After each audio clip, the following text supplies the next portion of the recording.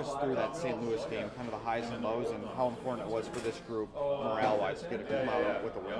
Yeah, I think it was big for morale-wise, like you said. I think coming down behind one goal, I think that's impressive in the league. It doesn't matter what team you play against. I think with great rally by us in the third, I think we played pretty good offensively. I think there's things we got to fix on. I think defensively we can't let 4 goals in. I think it's tough to win this league when you let that many goals in. Yeah, and there's been also talk just about guys stepping up and filling places of guys who have been out. How impressed have you been by this group's ability to do that so far through the first stretch here? I think it's been awesome. I think we have guys like you said, playing more minutes, more bigger situation, power play, PK, especially the forward group. I think we have a lot of character in this room, and obviously the guys coming out from the AHL, like they've been stepping up their roles pretty well. Specifically against Carolina tonight, defensively, I know you talked about just improving as a whole, but what areas in particular are you kind of focusing on as a group against Carolina tonight? Well, I think it starts with breakouts. I think that's when we're good with our breakouts. We're a really good team, and we don't spend as much time in our own zone, and that's doesn't matter what team you play against. When you spend so much time in your own zone, it's tough to play. Thanks, Olli. Yeah, appreciate it. Very good to see Dylan out there. What Yeah, can you tell good. us? Obviously in a non-contact there, you can obviously see him moving around fairly gingerly. So on the IR, obviously unavailable for us, at least through Saturday.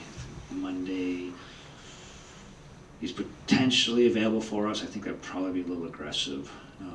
But it's a day-to-day type thing, especially with the upper body he's dealing with, so we'll see how it goes. It seems like encouraging news. Yes, it was kind of, a few days ago. I wanted to be careful with Dylan's privacy, and obviously went on the IR. I think a lot of people think the worst, but you know, I wanted to just, from him being completely out cold to being helped off the ice, made it an optimistic scenario for the rest of us. I think it gives everybody a lift too, seeing him out there. For sure, of course, yes.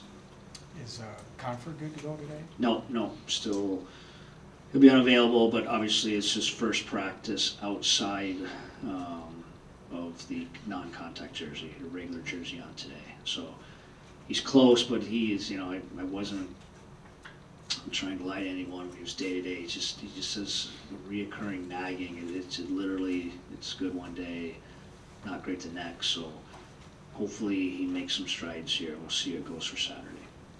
With Dylan, is the next step then to get out of the gray, like by the weekend maybe? Or? I hope so. Similar to where JT was. This is his first skate out of the gray.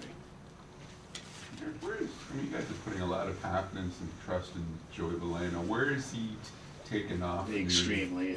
Obviously not ideal having your top 2 centers out, and we've asked a lot of everyone, and he was especially one that he played 23 minutes the other night and did great. So probably a little too much for him, but he's handled it well, and obviously he's had a really good start to the season. It was a big part of our win the other night. Obviously some of it's need, but like, what have you seen from him over the course of the year, trust-wise, to know confidence, skating, and he's winning more battle. I mean, the game ended on a battle win the other night, so he's just doing more of that. I think he's processing things a little quicker. He's playing a little more fast twitch in the D zone because of it. He's been good. Like even when we had our full roster there, if you recall, we had him with Larkin and Raymond, and he was helping that line a lot. He was giving those guys some touches, so he's been a really good player for us, and we hope it continues. With Kane, what are you noticing in terms of the guys who are already here kind of learning how to play with a player who kind of sees the things he sees? Absolute pro. Of all the things, like, I know the underlying numbers. I mean, I don't know what he is for points, but he's a minus player right now, but he could, a little more timing. I mean, he literally could have 2 points a game. I mean, we'd be talking about a different type of offensive pace he's on. So I think he's feeling good physically, but I just appreciated the pro he's been. I think he's taking a little more ownership over now. Even we get that good win the other day, I catch him on the way out. he's like, man, I finally got one. And he was talking about a win. You know, we were 0-2-1 with him, and obviously not his fault. The team he signed up for was not with our 4 forwards out, and 3 of our top 6 and our top 2 centers. We've had to ask too much of him probably also, but he was just excited about the team win and an absolute professional and good teammate. He kind of looked a little better physically than you thought he would be at Way this better. point. Yeah. I would not have expected this. Now, when we were in that recruiting process for him, and even when he showed up, he was very confident. You could just tell about where his body was, but at the same time, you know, he was anxious. So I would not have expected him to do what he's doing physically and how well he's recovering after games. You know, even going in, we were not going to play him on the back-to-back, and then he played over 20 the other day. I'm concerned, and he said he felt great. It was a good sign going forward. You sound encouraged. We'll see Dylan before Christmas. Yes. I don't honestly, I thought just encouraged on the big picture, of course, but you start dealing with some upper bodies, you know, it wouldn't be my spot to say, well, obviously we'd love him back sooner or later. The fact he's skating in a non-contact is a positive, but I couldn't give you an exact amount of time. I want to be careful of that. Who's in net tonight? Hughes is in net tonight, yeah. Is this a thing you want to try to get him going? For sure. Try to Okay. build a great third period the other day. That's a tough ask, back-to-back on the road. And his best hockey was in the third. And even though his numbers for the season are towards the bottom of the league, his win-loss is not. He's competing extremely hard for us. And again, his third period won us that game the other day. So it was an easy decision to come back with him.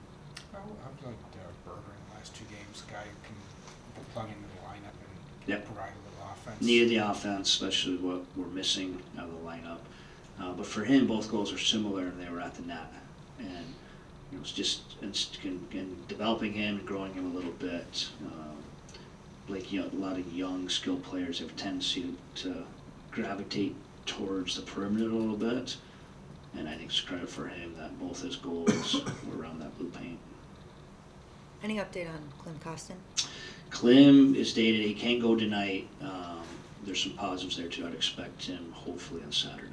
And just one last one for you. The team defense is something that you've emphasized Yep. in wanting to keep the puck out of the net. What things do you see that you need to clean up from that aspect? I think it's some of the egregious chances against.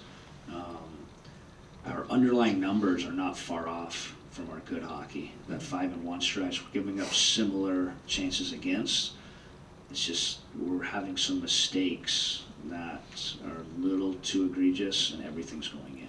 So I think just to clean up the team defense, less odd mans, less looks, just try to be a little more stingy with our overall team play. When you're watching that, is that something you feel like is easy to clean up, or is it something? No. It's not easy, especially you get your 2 number 1 centers Right. out, and you just this added offense is a necessity. Is why we're successful. But I mean, you look down our lineup, just some of the DNA of some of these guys is to score goals. Like even with Spronger in our bottom 6, and he's lighting it up.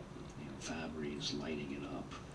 I mean, you go down it's hard to find a Selke candidate in our group right now, which is fine. That's our DNA, and we're winning. And last year we were just begging for goals, and especially JT's probably our most honest 200-foot guy, and he can carry lines defensively. So it's what we are right now, and it's on us as an entire group to do a little bit more in that area. You talked about trying to, looking for goals last year. I remember at the start of the summer you talked about you as coaches wanting to make adjustments to that. Has there been anything you guys have changed for offense? Yeah, I think so. There's some things we do on the rush. There's some things we do with our ozone offense that we've done that I think has helped. And again, last year's my point. We went through a lot of good team games literally giving up a handful of chances against, but we couldn't find that goal at 1-1, 2-1. So we're finding that goal right now, but I still don't, you guys know it's not sustainable to be giving up 4 or 5 a night. You mentioned Robbie Fabry. Can you speak to the grit he's had on this team since returning to the lineup? Well, just even going back, the team meeting we had this morning, it's just, you wonder why he's scoring goal. He went right to the blue paint late in the game in the third period. He has such a good stick. I just think he's working to get himself in those areas. This might be a little bit of a reason. Just the other night, just seeing a fellow coach get axed the other night. I mean, do you guys feel for each other when something happens? 100%, of course. I mean, it's a tough profession. I mean, 5+ years for Chief. Actually, when I came up in the American Hockey League, he was coaching in Chicago. I had a ton of respect for obviously his playing career, but even his coaching career. And just the weird scenario of 2 coaches fired after we played them. So no, don't play us. I think no one wants David Carl's in town, coaching the World Juniors. I'm like, you better hope we don't play Denver. Do you feel a little strange about that? No, it's just, of course it wasn't accumulation. Right. But it's just, of course, and we'll all be in that situation.